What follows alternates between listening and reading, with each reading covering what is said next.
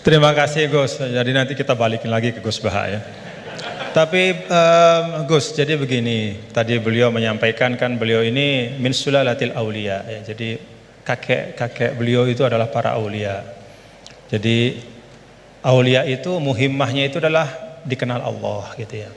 Nah, kemudian beliau bilang bahwa tapi takdirnya sekarang masuk UI ini pengen dikenal Allah malah justru turun jadi dikenal rektor katanya.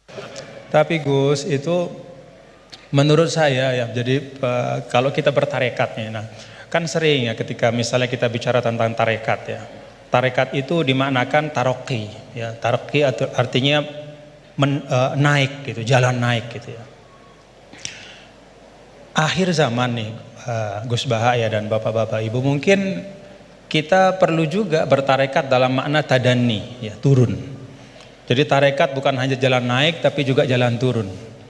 Karena bagi orang di akhir zaman ini kalau hanya tahu jalan naik dan tidak tahu jalan turun itu repot ya. Apalagi Pak Rektor dengan Kepala Badan Wakaf ya, atau para pejabat gitu ya, tahu jalan naik saja tapi nggak tahu jalan turun gitu ya. Jadi kalau belajar tarekat hanya ingin jalan naik gitu tapi nggak pernah belajar jalan turun, itu biasanya dekat-dekat turun tuh galau ya.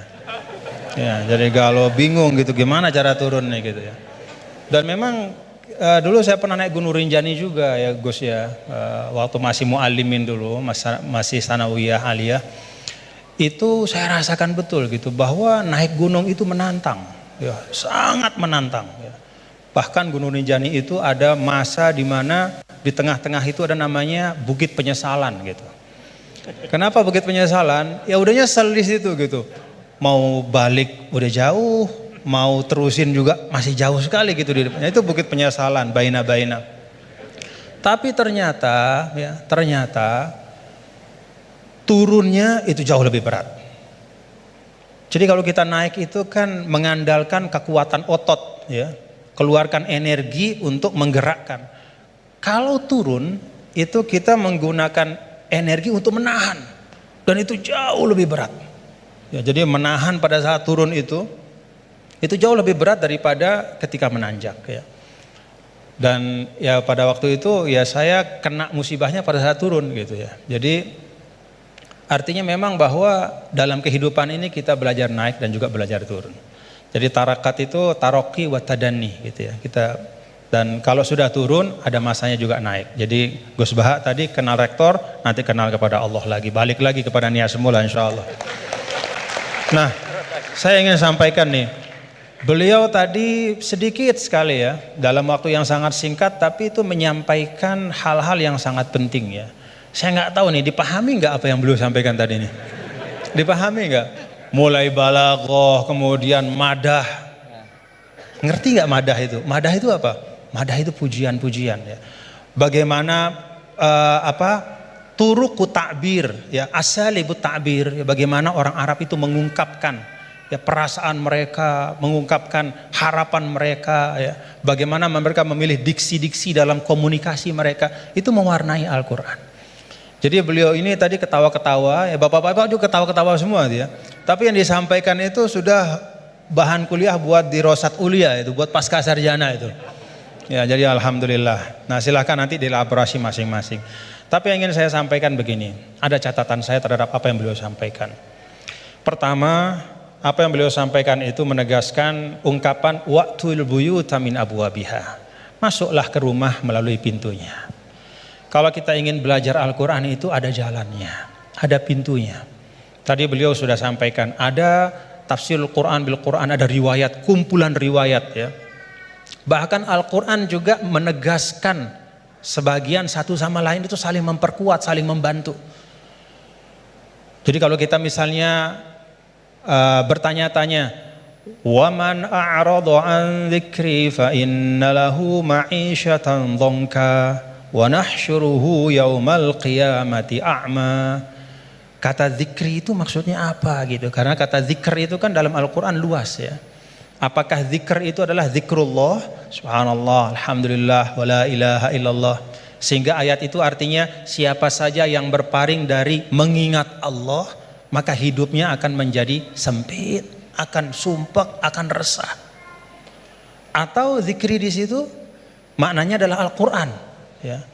Sehingga artinya adalah barang siapa yang memalingkan dirinya dari pesan-pesan Al-Quran, maka hidupnya akan disorientasi.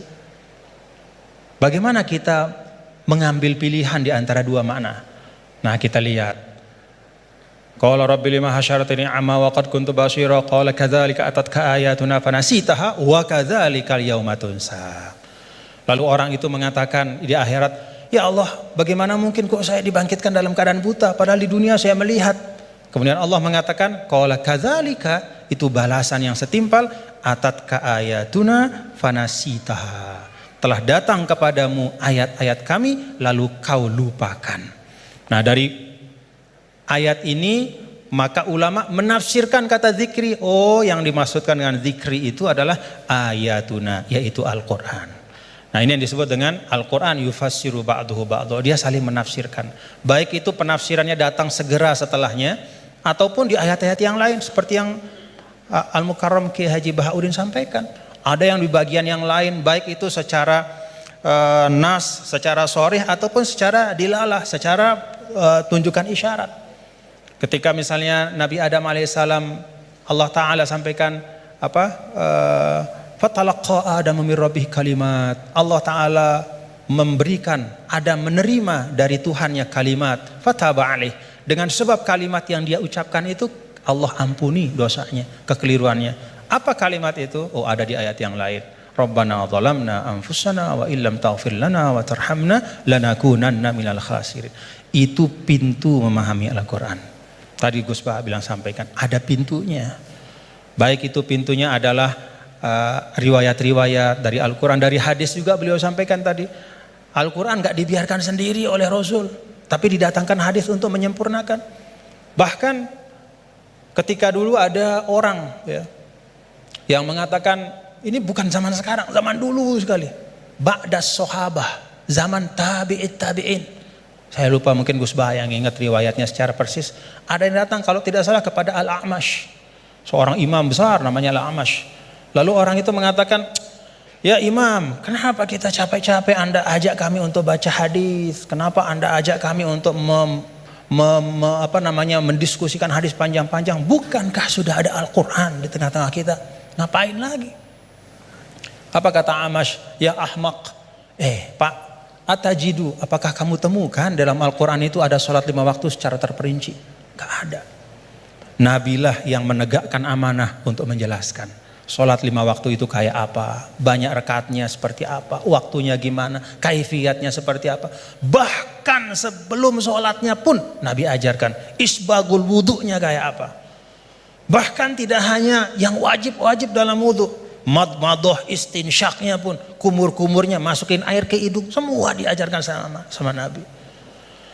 Maka Amash mengatakan, dari sisi ini Al-Quran lebih butuh kepada hadis daripada hadis kepada Al-Quran. Dari sisi bahwa hadis itu menguraikan, menjelaskan, dan menyempurnakan, menambahkan, melengkapi, bahkan yang tidak ada di Al-Quran.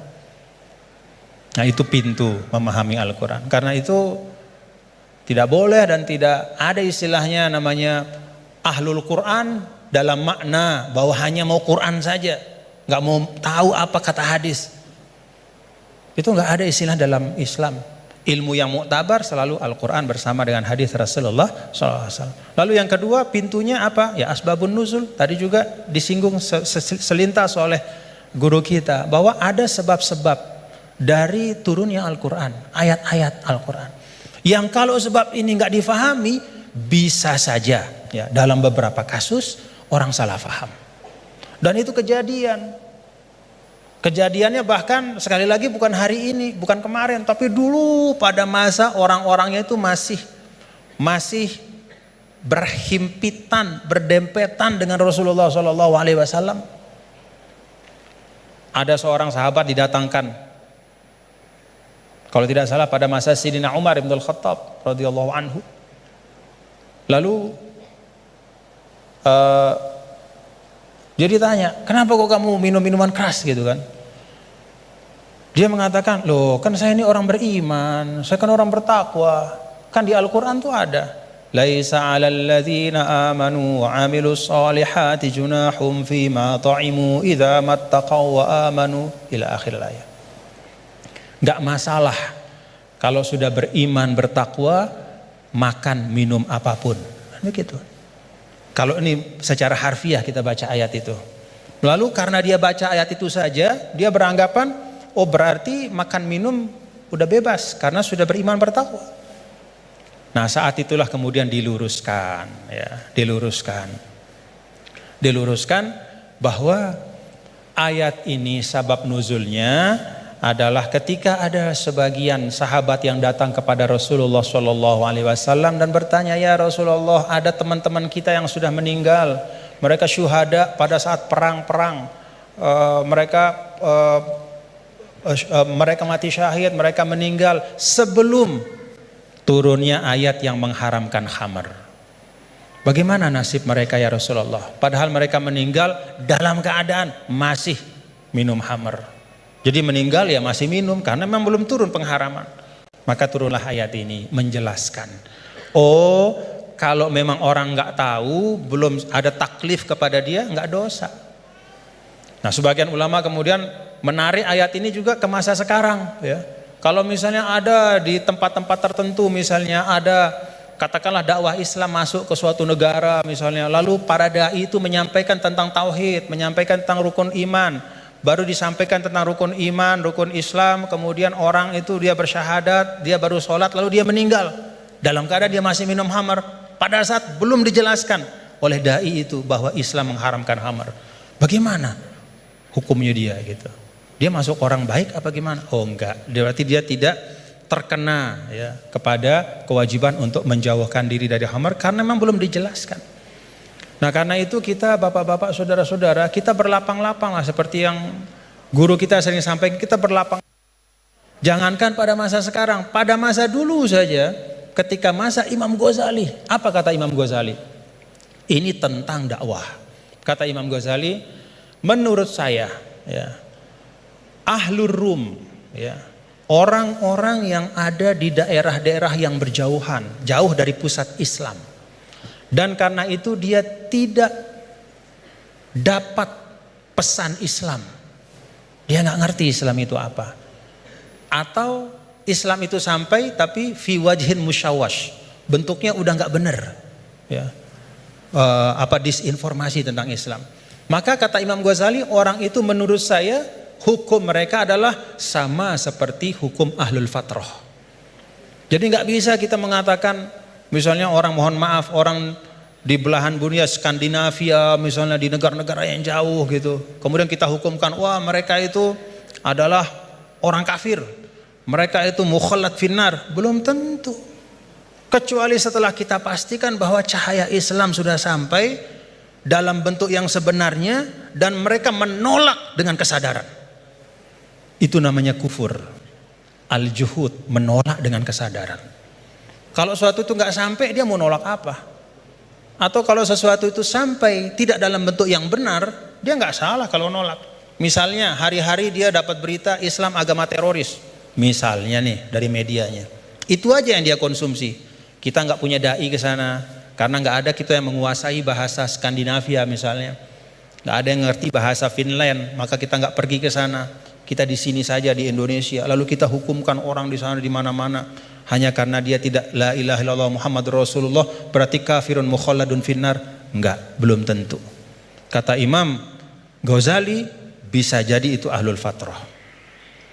Nah, dengan itu maka kita lebih tenang di dalam berdakwah, tidak mendahulukan memvonis seseorang, sekelompok orang, tapi tausilud dakwah yang kita utamakan, menyampaikan itu yang diutamakan.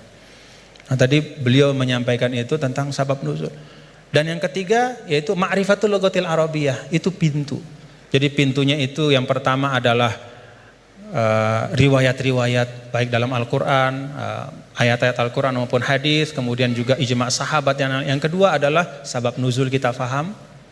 Dan yang ketiga itu mengerti ya masalikul Arab, ya bagaimana cara orang Arab bicara. Karena itu juga sangat mewarnai bagaimana Allah Ta'ala ya menurunkan kitab suci Al-Qur'annya.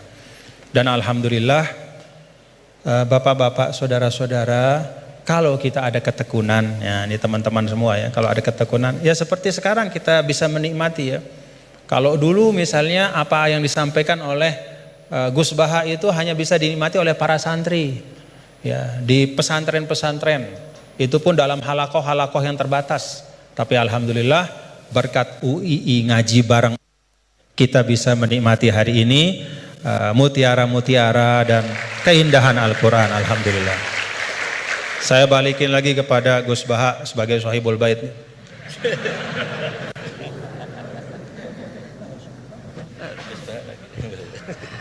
Bismillahirrahmanirrahim. Meneruskan konstruksi ayat ya. Misalnya begini, Anda jangan langsung menyalahkan Nabi Adam. Saya ini sering kampanye untuk membela Nabi Adam, karena banyak kiai yang cerita Nabi Adam itu salah melulu. Nanti kan kita di surga kan nggak perlu ngajukan kredit, nggak perlu punya istri cantik yang minta ke mall, karena kelebihannya bidadari itu cantik, nggak minta belanja. Sudah gitu di madu juga nggak protes. Tapi kalau di dunia itu sudah minta belanja, di madu protes. Nah, jadi tapi kenapa Nabi Adam akhirnya keluar dari surga dan kita menyalahkan hanya demi kepentingan supaya tadi punya istri cantik, tidak minta uang apa belanja dan boleh dipoligami mau maksudnya. Di konstruksi ayat itu tidak ditampakkan, tapi semua ahli tafsir tahu. Misalnya fadallahuma bihurur, setan menipu Adam dan Hawa dengan curang. Hurur itu nipu. Jadi kalau ngaji nipu itu mulai dulu itu ya gurunya setan itu. Jadi Nabi Adam itu di surga dengan penuh limpahan anugerah. Buah apa saja ada, makanan apa saja ada, enggak bayar. Tempat mewah leg juga enggak bayar. Kalau Anda di hotel leg sedikit aja bayarnya minta ampun. Akhirnya setan itu pura-pura nangis. Nangis terseduh-seduh. Akhirnya Nabi Adam menghampiri. Kenapa kamu nangis? Saya ini iba sama kamu, kasihan. Nikmat begini nikmat, pada akhirnya Anda ini mati. Karena Anda manusia, pasti mati. Kasihan sudah senikmat ini kemudian Anda mati. Pura-pura nangis, jadi lama ya nangis, acting itu. Akhirnya Nabi Adam tanya, lalu solusinya gimana? Terus setan tinggal numpangi. Hal adulluka ala syajaratil khuldi wa mulkil la yafla. Kamu mau tak kasih vitamin, makan pohon khuldi. Nanti kalau kamu makan itu terus abadi. Jadi terus setan, Nabi Adam mulai ragu ya, tapi Allah melarang saya makan pohon khuldi itu, syajaratul khuldi itu. Kamu tidak usah cari tafsirnya, itu anggur, apa ketela, apa duren, itu namanya orang kurang penggawean itu. Itu gak penting. Ketika Allah tidak jelaskan detail itu berarti detailnya itu tidak penting. Kamu sok penting nyari itu apa ya. Allah saja tidak menjelaskan, kok kamu yang manusia mau menjelaskan. Akhirnya Nabi Adam tanya, apa betul Allah itu melarang saya makan itu? Terus Allah cerita, wa qasamahuma inni lakuma laminan nasihin. Terus setan itu cerita, demi Allah saya tahu info terbaru bahwa sekarang nggak apa-apa. Jadi hukum terbaru itu. Singkat cerita Nabi Adam makan. Ketika makan, berarti setan salah karena menipu Nabi Adam, Adam salah karena makan pohon khuldi tadi. Apa yang terjadi? Allah manggil Nabi Adam. Adam, kenapa kamu makan itu? Bukankah pohon-pohon yang lain, buah-buah yang lain itu cukup? Kenapa kamu makan yang saya larang itu? Terus jawab Nabi Adam ini yang unik, yang kita harus bela Nabi Adam ila yaumil qiyamah. Wa izzatika ya Rabbi ma adzunnu anna ahadan yahlifu bika kadziban. Demi kehormatanmu ya Allah, ketika engkau disebut oleh setan, saya tidak pernah mengira ada orang berani mencatut nama engkau kemudian dia bohong. Loh, ini contohnya Pak Fajar ini. Sama temannya yang paling sering bohong itu dia nggak percaya, tapi meskipun sering bohong kalau dipanggil Pak Rektor, ngecek ulang apa enggak? Kalau kalimatnya dipanggil Pak Rektor, pasti nggak ngecek ulang. Meskipun teman yang sering bohong pasti langsung nyari Pak Rektor. Saya misalnya sebagai murid Mbah Maimun, punya teman yang sering bohong sekalipun, terus bilang, Gus dipanggil Mbah Maimun, pastilah langsung ke sana. Karena disebut nama itu, orang sudah tidak berpikir jelimet. Ketika engkau disebut ya Allah, saya tidak pernah ngira ada orang mencatat nama engkau, kemudian dia bohong. Sehingga Allah itu haru sama Nabi Adam. Makanya Nabi Adam itu diusir. Ini meneruskan ayat yang dibaca Mas Majid tadi. Diusir tapi disangoni. Dam, secara prosedur hukum kamu harus saya usir karena kamu melanggar. Tapi tak sangoni, lucu kan? Tak sangoni. Kamu baca ini ya. jadi unik. Makanya ayatnya fatalaqqa Adamu mir Rabbi. Bukan kreasinya Nabi Adam. Kalimat itu bukan kreasi Nabi Adam, tapi hadiah sama Allah. Ini kamu secara laturan tak usir, tapi tak sangoni, ini dibaca nanti. Tapi Nabi Iblis tidak disangoni. Karena memang dia penipu betul. Sudah gitu akting pura-pura nangis, pura-pura ini itu. Jadi benar-benar penipu ulung. Makanya sekarang pun kalau penipu itu memang harus sopan, harus nangis. Itu cara untuk itu. Karena sanatnya penipuan memang begitu. Sanat awalnya memang begitu. Pura-pura nangis, terus pura-pura itu. Jadi itu memang cara paling efektif untuk apa? Nipu. Ada sanatnya. Ada sanatnya. Nah, lalu kenapa ada hadis mangqala la ilaha illallah dakhalal jannah? Ini terakhir terus nanti Mas Masdi ngendikan terus doai sekalian. Perintah Sohibul Bait, bukan permintaan, perintah. Perintah itu bukan berarti tidak sopan. Memang bahasa Indonesia itu gitu. Permohonan itu mesti diabaikan. Kalau perintah itu agak tegas. Bukan masalah. Jadi begini. Saya ulang lagi konstruksi ya, konstruksi ayat fadallahuma bihurur. Kenapa mangqala la ilaha dakhalal jannah? Itu unik. Kalau kita baca hadis, ada orang itu pendosa, salahnya sudah minta ampun. Sama Allah dipanggil. Ini hadis musnad, riwayat Musnad Ahmad dan banyak riwayat yang lain. Dipanggil, "Fulan, kamu ke sini. Kamu lihat itu apa?" "Bok, Gusti." "Berapa?" 99. Per bok itu maddul basar. Sepanjang mata melihat itu isinya dokumen kesalahan dia. Jadi nggak kayak yang di pengadilan itu hanya beberapa tumpuk. Itu sepanjang dia lihat itu kesalahannya dia. Sepanjang dia melihat. Sudah gitu jumlahnya 99. Ya dia putus asa, dia akan masuk surga. Kemudian sama Allah, sudah kamu tenang saja. Diambilkan bok kecil, kecil sekali, paling sak bok jam tangannya. Dah, innaka lan tuzlamal yaum, kamu tidak akan terdolimi. Kenapa Gusti? Ini kamu punya kebaikan ini kecil sekali. Ya apa efeknya Gusti? Kan nggak ngefek kesalahan seperti itu. Kemudian bandingannya hanya kebaikan sekecil itu. Dah kamu tenang aja. Setelah ditimbang, box 99 yang jumlahnya maddul basar kira-kira 3 kilo sama satu wadah jam kecil, ternyata setelah ditimbang itu menangnya 1 jam kecil. Karena isinya la ilaha illallah. Malaikat itu gak berani. Kamu berani, ada namaku kemudian kamu abaikan. Saya dipanggil 1000 mahasiswa UII sama satu Pak Rektor, Pak Fajar. Kemana arahnya? Ke satu rektor apa ke 1000 mahasiswa yang manggil? Pak Rektor, kan ini urusan nasib. Nah ini cerita. Malaikat yang nimbang Pak Warsono itu diprovokasi sama malaikat yang lain. Kamu berani nggak mempertimbangkan kata Allah di situ? Wah ya tidak berani. Nah, itu disebut fala yaskulu ma'asmillahi ta'ala sayun, dibandingkan asma Allah itu tidak ada yang bisa ngungguli. Nah, di sini terus para torekot, para apa konwiridan Allah. Tapi karena kita ini sekarang sudah tidak ngaji malah tanya, gunanya apa sih muni Allah?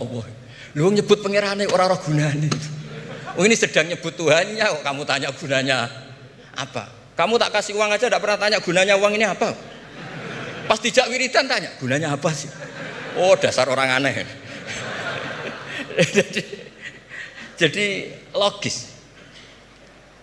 Lah Nabi Adam juga sama, ketika disebut asma Allah itu nggak mikir yang lain, apa setan itu penipu apa enggak, sudah grogi yang manggil Allah langsung. Nah makanya saya mohon, kenapa kita memahami mangkana akhiru kalamihi Allah la ilaha illallah dakhalal jannah, karena dengan itu malaikat nggak berani macam-macam. Jadi nanti kalau Anda ketemu malaikat tukang hisab, ayo silahkan abaikan nama Allah. Kalau kamu berani berarti tidak malaikatnya Allah. Masa namanya Allah gak dipertimbangkan? Ya tadi misalnya dosen-dosen UI ada undangan seminar menjanjikan, enggak seminar menjanjikan tapi yang manggil rektor, milih mana? Kira-kira saja milih rektor kan? Karena ini nasib berkelanjutan kan kalau seminar kan. Apalagi ini asmane Allah. Nah, makanya Nabi ngendikan fato satisi jilat wasakula ismuwah. Kemudian bok kesalahan tadi jomplang kalah. Kemudian yang menang hanya asmanya Allah Subhanahu wa ta'ala. Makanya terus disebut sudah Nabi ketika tanya, amal apa paling baik ya Rasulullah, gini, dzikrullah fisirri wal alan, gini-gini. Dan kamu mati, dan kamu hidup, walisanuka tardun, kamu harus selalu ingat Allah Ta'ala. Lah dene saya sekarang itu sudah biasa ingat Allah, terus disuruh ingat rektor, ya muga-muga itu tugas dari Allah juga. Saya tidak tahu apa benar apa tidak tahu. Tapi yang jelas saya tidak jenis orang yang apa ya, terus nganggep apa dunia penting betul. Tapi yo penting lah gue sanggup mati. Tapi yang jelas supaya sampean ngerti madhab saya, karena ini ngaji dan saya punya niat baik, maka saya ungkapkan cara berpikir saya. Jadi sampean tidak usah kaget. Mungkin namanya kan mengabaikan kesalahan, cara berpikir nggak gitu. Kita punya riwayat sahihah bahwa ketika malaikat mengabaikan semua kesalahan ini karena nggak berani memperbandingkan asmane Allah dengan yang lain. Makanya disebut di akhir hadis fala yaskulu ma asmillahi ta'ala syai'un. Ketika sudah nyebut Allah harus dianggap selesai. Enggak boleh habis nyebut Allah mau mati kredit, enggak boleh.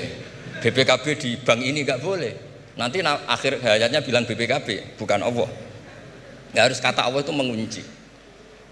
Disebut akhiru kalami. Lah kalau sampean tanya, kenapa itu menjadi penting? Karena tadi malaikat tidak akan memperbandingkan Allah dengan yang lainnya. Makanya ketika ulama-ulama sufi, kalau kamu habis salah istighfar, nanti di sohifah kamu akan ditulis habis salah, salah. Terus di belakang ditulis, tapi setelah itu dia bilang astagfirullahaladzim. Nanti malaikat tinggal aja kamu teror, kamu mempertimbangkan Allah apa yang itu. Ini tak ajarin. Kalau tepak ya kamu didengar, kalau tidak malah digebuki. Tidak tahu saya. Tapi itu ijazah resmi ini hari ini. Hadisnya akurat. Ijazah. Ijazah. Nggih ngoten mawon kok nak kesuwen kepinteran nyanyi kula. Assalamualaikum warahmatullahi wabarakatuh.